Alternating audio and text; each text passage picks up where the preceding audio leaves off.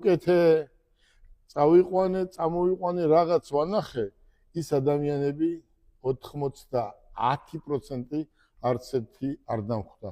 3 თვით ადრე ყველა გაიქცა თავისი დირექტორის ჩათვლით და მე მინდა უთხრა მოსახლეობას, რომ აი ეს არის ღალატი.